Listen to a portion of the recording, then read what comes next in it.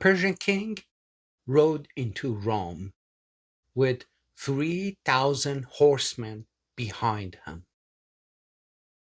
The greatest empire of the ancient world watched as Eastern procession entered the capital of the Roman Empire. But the man waiting for him in Rome was not preparing for battle. He was preparing for a ceremony, because before this day was over, the emperor of Rome himself would place a crown on the head of this Persian prince. And in that moment, Rome and Persia would create one of the most extraordinary diplomatic agreements in ancient history. Hello, and welcome to Stand Up Historian. Today, we explore a forgotten moment when the two greatest powers did something remarkable. Instead of destroying each other, they chose diplomacy. In the first century of our era, two superpowers dominated the known world. In the west stood the Roman Empire. In the east stood the Persian Empire, ruled at the time by the Parthian dynasty. The ruler of Rome in the year 66 AD was Emperor Nero. Now, let's see who was Nero. He became emperor at the age 16. In the beginning, many Romans welcomed him. He loved music, he loved theater, and above all, he loved performing. Nero believed he was a great artist. He would sing on a stage for hours while the Roman elites were forced to sit and applaud. Some senators were so exhausted they pretended to faint just so they could carry it out of the theater. But he understood something.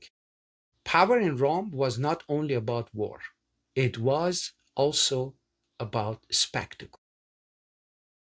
At the same time, for the East, another powerful dynasty ruled the lands of Persia.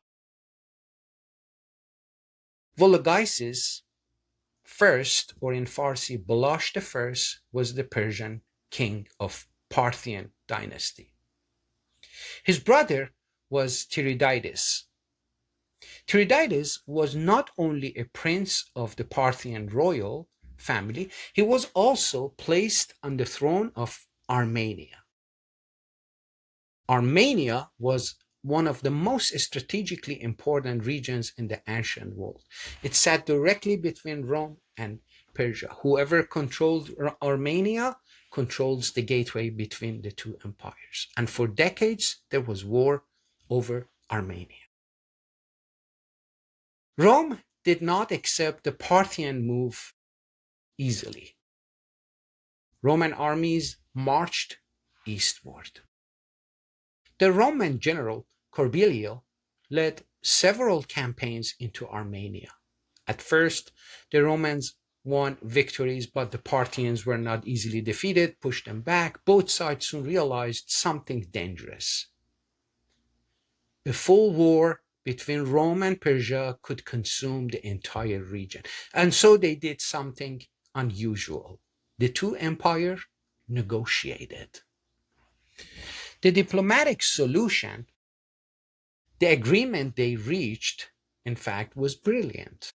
Tiridates would rule Armenia as king, but he would receive his crown from the Roman emperor himself.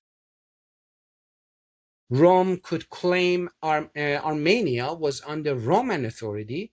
Persia could claim Armenia was ruled by its own royal bloodline. Both sides saved face. Both sides avoided war. But for this agreement to become reality, Tiridates had to travel to Rome. Tiridates began one of the most extraordinary diplomatic journeys of the ancient world. He did not travel alone. Persian nobles, Armenian warriors, Parthian cavalry, nearly 3,000 horsemen accompanied him. They crossed Anatolia, they passed through the cities of Greece, and finally they arrived in Italy. Everywhere they went, crowds gathered to watch. The Roman world had never seen a Persian royal procession like this before. In the year 66 AD, Tiridates entered the city of Rome. The streets were filled with spectators. Roman senators watched with curiosity. Soldiers lined up processional routes. At the center of the ceremony sat the Emperor Nero. Tiridates approached the emperor and knelt before him. Then, say the famous quote, according to Roman historian, Tiridates declared, "I have come to you, my lord, to worship you as Mithra." Mithra was an ancient Persian deity associated with the sun and divine authority. Nero rose from his throne, lifted the crown, and placed it on Tiridates' head. A Persian prince had just been crowned king by the emperor of Rome. Tiridates was not only a king, he was also a priest of Zoroastrian tradition. Some historians believe his visit helped introduce Persian religious ideas into Roman world. Within a few generations, Roman soldiers would begin worshipping the mysterious Mithra. A Persian spiritual tradition started to grow in the heart of Rome. History often remembers Rome and Persia as eternal enemies, but this moment reminds us of something deeper. The greatest civilizations do not survive through war alone. They survive through diplomacy, compromise, and sometimes through the wisdom to share power. In the year 66 AD, Rome and Persia demonstrated even the greatest rivals can negotiate. If you enjoy exploring the forgotten intersections of civilizations, history, and challenges, then subscribe to my channel, Stand Up Historian. You can always visit my website as standuphistorian.com as well. Thank you, and I hope you enjoyed it. Until the next time, God bless you.